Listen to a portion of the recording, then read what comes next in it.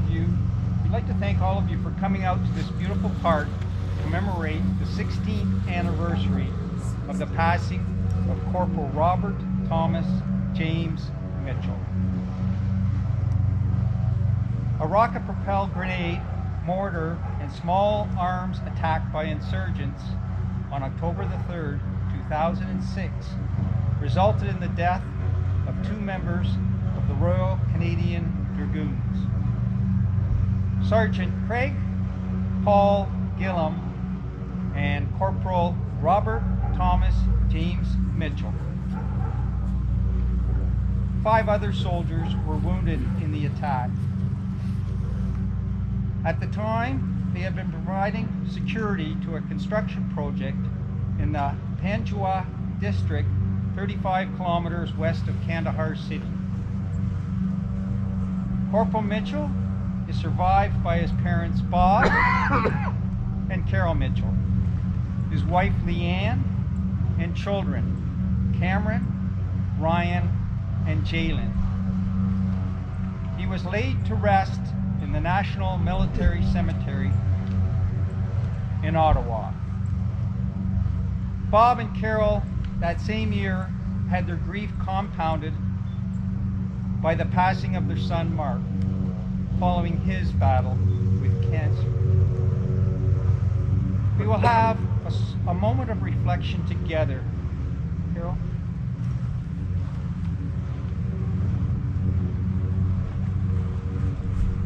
Today I'd like to read you a couple verses from Psalm 27 and from John 15. When my enemies and foes attack me, they will stumble and fall. Though an army besiege me, my heart will not fear.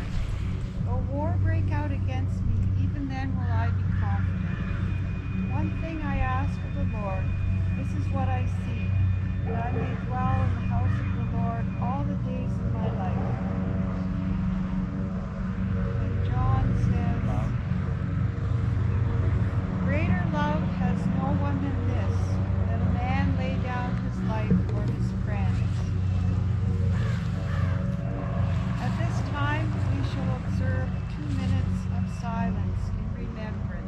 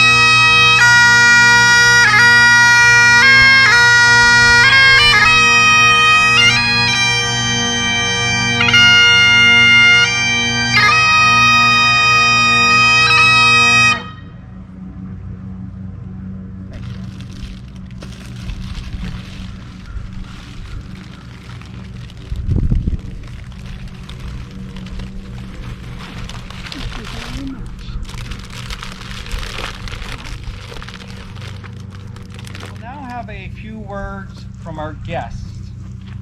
Unfortunately, Alex Ruff could not make the event as he is sitting in Parliament, but he did send us a message, and it is as follows.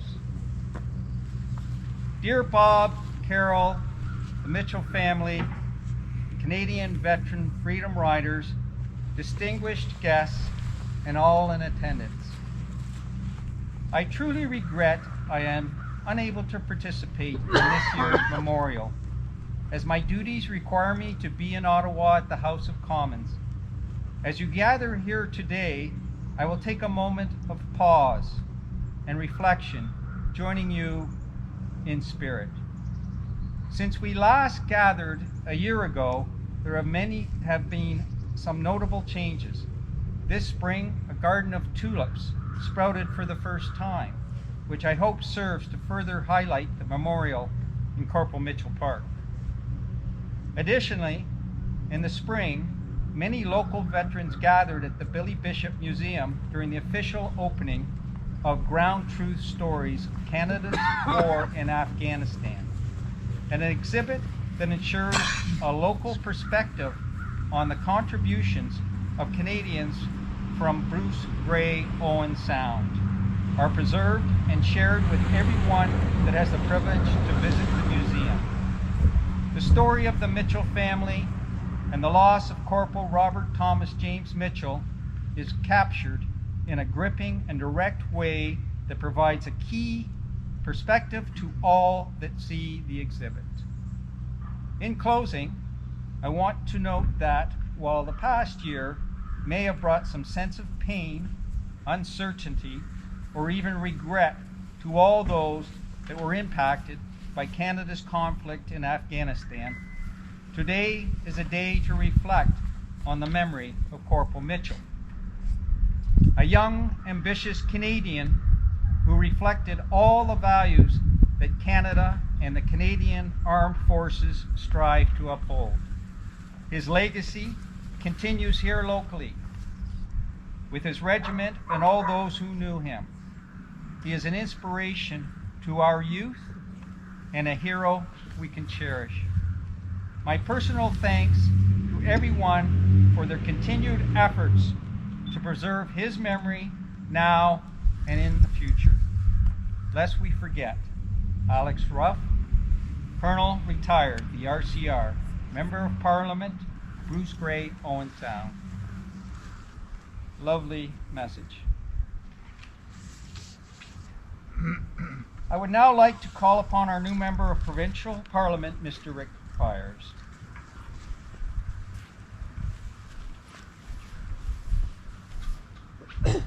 Well, thank you very much, and good afternoon, everyone. It's a great pleasure to be here on behalf of the Government of Ontario and reflect on this memorial, 16 years for Robert Mitchell. And lovely words from Alex, who of course served directly as well. But reading a little bit of Robert's background and incredible contribution to us all in what he did, and a beautiful memorial here that you've had, and to Bob and Carol and to your whole family. You know, we're all thinking of his contribution to our the freedoms that we enjoy today. And you know, reading a little bit about its background, obviously a fit fellow. I saw that he was in Petawawa's Ironman competition, and something I could never even, you know, it hurt me just to think about what he did, but that was an example of, you know, his great contribution. I haven't served directly, but one thing I did do was I was involved in the True Patriot Love Foundation, which is an organization that supports veterans, and we went on a couple of expeditions with many veterans who fought in Afghanistan and were in Petawawa and had PTSD. So I saw that directly, the impact of these conflicts, and obviously Robert paid the ultimate price. But thank you both, thank your family, thank you Freedom Riders for this event and this memorial. It's very impactful. So thank you again, and good afternoon.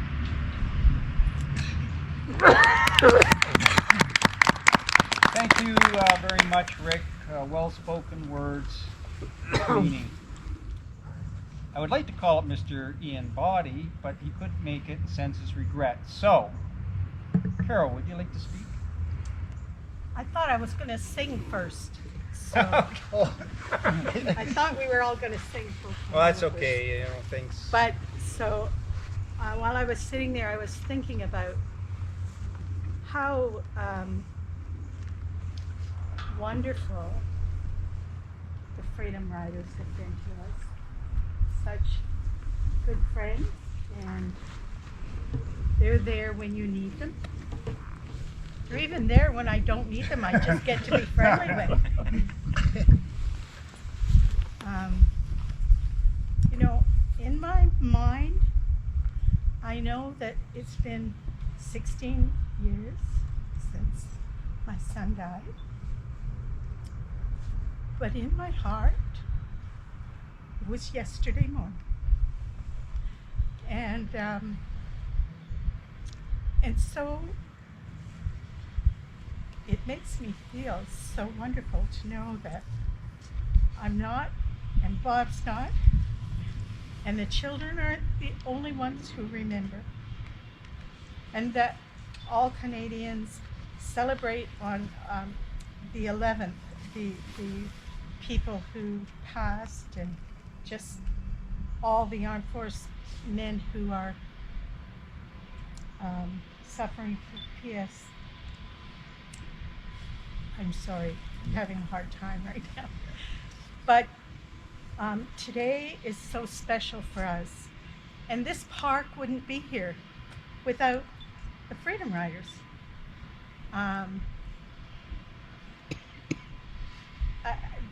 Just people have been so very, very good to us. You know, my son, I hear all these wonderful things about him. And believe me, he was wonderful. But he was not, yes, he was far from being a saint. He was just one of those guys who was very active, liked to do a lot of things, illegally climbed the, what are those things called that they put oats and stuff in down by the water? Greenery silo. Yes, he illegally did that with his friends. Although he wasn't allowed to leave the city in his car, somehow it got to Toronto. He wasn't the best student, but he was one of the best at loving his country. And before he left, he said to me, Mama, I don't think I'm coming home from this. And I said to him, well, if you don't think you're coming home, you're not going. Like, I want you here. It's more important for you to be here. And he said, you know what, Mom? I believe in this cause. I believe in what we're going to do. And no matter what anyone else says in the world, I believe in what my son said. Freedom comes at a price.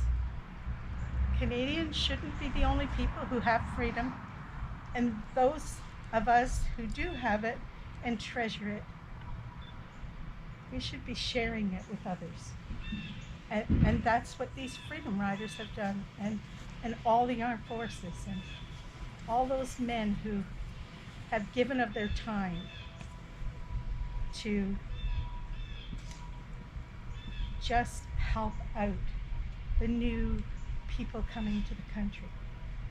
Our parliamentary people, our mayors, our people who are very often spoken very meanly about, but in the end, they're doing what a lot of us can't do, and they're preserving freedom too. My youngest son died of cancer a few months after Jim, but Jim called us. He called us 2 days before he was killed. All the guy, he was in a vehicle, and so they had solar power, and anyway, they all fought to make phone calls. And Jim often made calls to his wife, and he was looking for his wife when he called me, so I happened to get that call. And I said to him, could you talk to Mark? Mark had already been diagnosed with cancer, but Jim didn't know. Mark chose not to tell him. So when they got on the phone, he said, I'll talk to him, but tell him to hurry, because Mark took his time with things. So he came up, and Mark said, I'm so proud of you. And Jim said, Mark, I'm proud of you too. And when I get home, we have to spend more time together. And Mark said, you know, Jim, I really love you.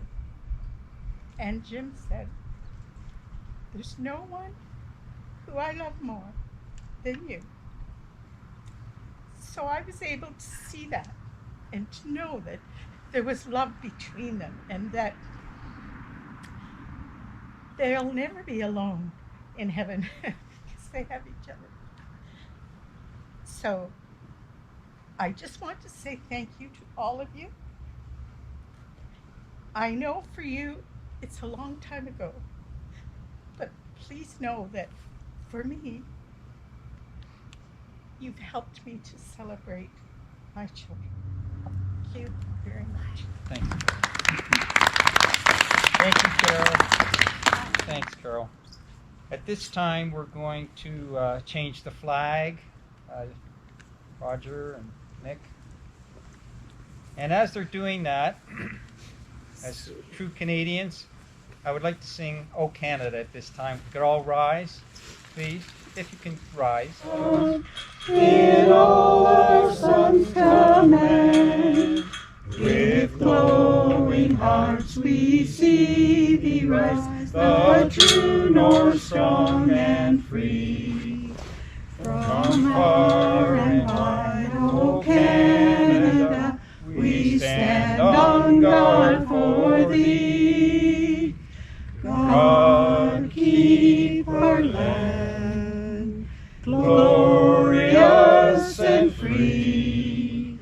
O Canada, we stand on guard for thee. O Canada, we stand on guard for thee.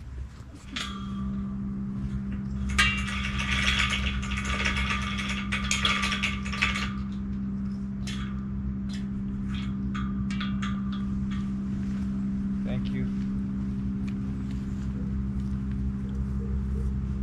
Before we leave here this afternoon, I would like to offer this verse from the poem "For the Fallen" by the English poet Lawrence Binion, which has become accepted by the Royal Canadian Legion as their act of remembrance. They shall not grow old, as we that are left to grow old did. Age shall not weary them, nor the years condemn. At the going down of the sun and in the morning, we will remember them. We will remember them. Thank you once and again for coming out this afternoon to share this time of reflections and remembrance. Thank you. Thank you. Thank you, everybody.